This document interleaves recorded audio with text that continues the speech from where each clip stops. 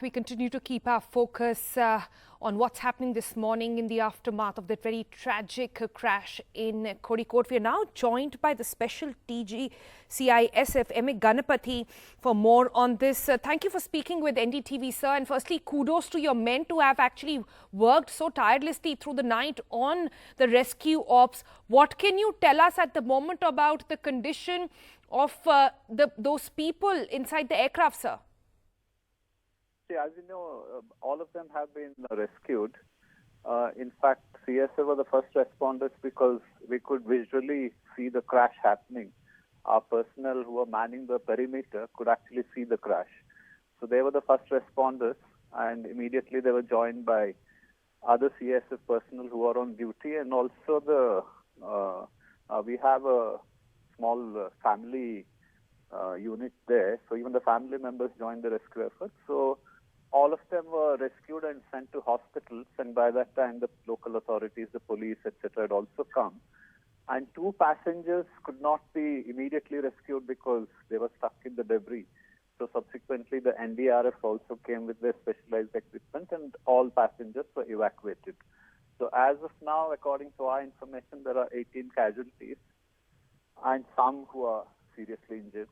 But these figures can only be updated by the local authorities because they would have a better idea of the situation in the hospitals at the moment. Right. Sir, what kind of challenges did your men actually face on the ground? We are told it's a difficult terrain out there, especially with the rain continuously been pouring all night, we are told.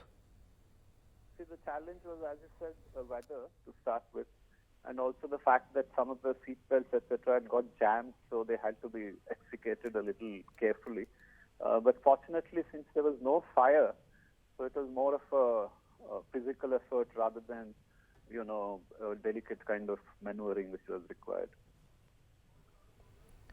And sir, thank you so much for sharing all those details with us. But, it's special kudos to all the people who actually were the first respondents in this case, because these are COVID times. These were passengers returning from Dubai, had to be quarantined, had to be tested. But there, you and your men just jumped right in to save lives. Oh, yes. Now we have a fair idea how to deal with the pandemic as well as the security sort of situation.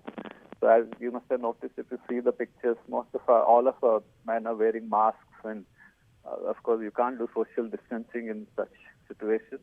But this is a risk you have to take, and it's a calamity it's a disaster, so one has to forego such considerations as personal safety, etc.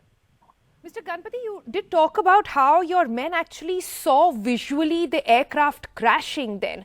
Could you explain to us what exactly did it look like? Hello? Sir, can you hear me?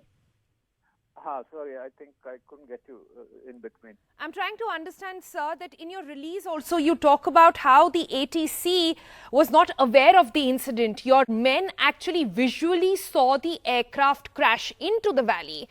Explain to us what visually did they see?